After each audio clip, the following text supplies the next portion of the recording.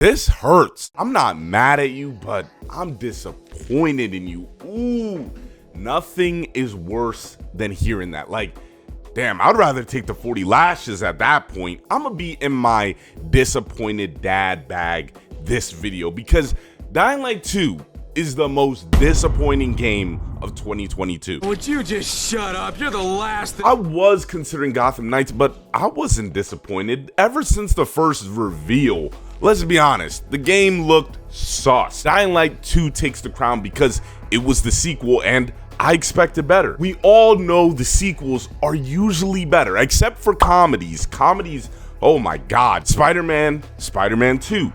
Top Gun, Top Gun 2. Paddington, then Paddington 2. Paddington 2 is incredible. The first Dying Light was great because it was a fresh take on zombies, all pun intended.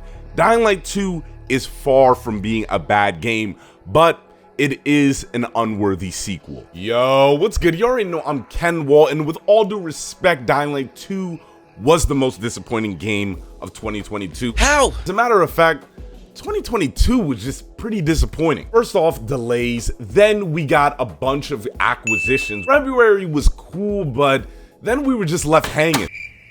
Until we got that Teenage Mutant Ninja Turtles, and then we were left hanging again.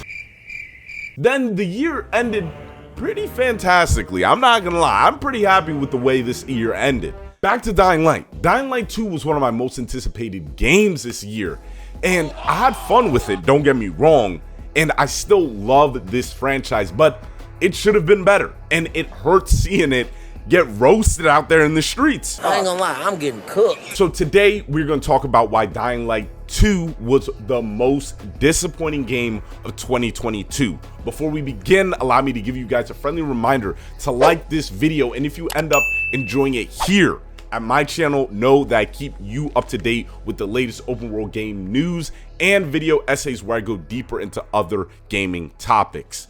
Other links in the description box below. Thanks, crew. So why does Dying Light 2 deserve it?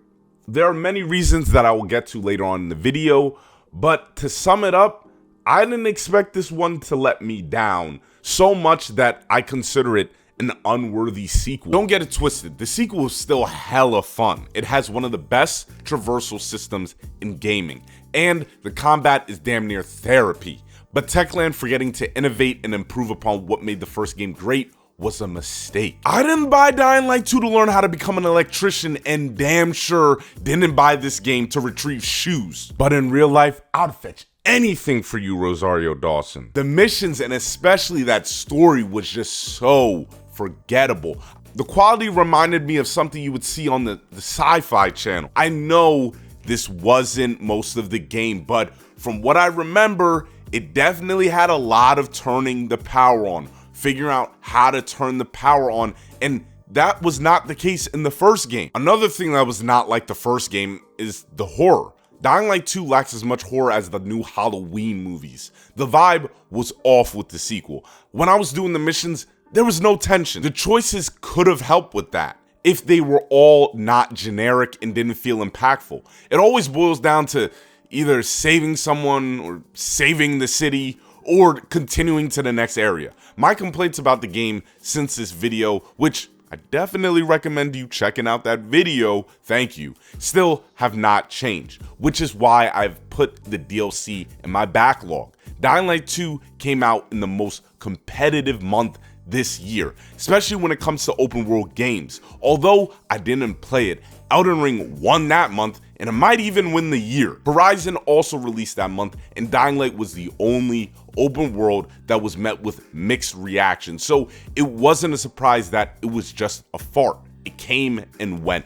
Dying Light 2 is an unworthy sequel. Buggy launch, lack of improvement and innovation, story and mission design unengaging, PG-13 horror, and generic choices.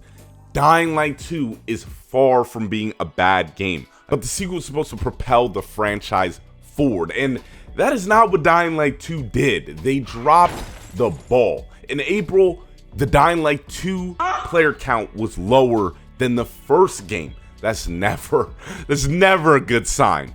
I'm really hoping now that the lead designer of the game Timon Smektala, hopefully I probably butchered that name. I probably did. I apologize for that. Has been promoted to the franchise director. I hope him and the team can make this a great game. As always, thank you guys for watching today's video. Remember to like and subscribe, and I'll see you guys soon.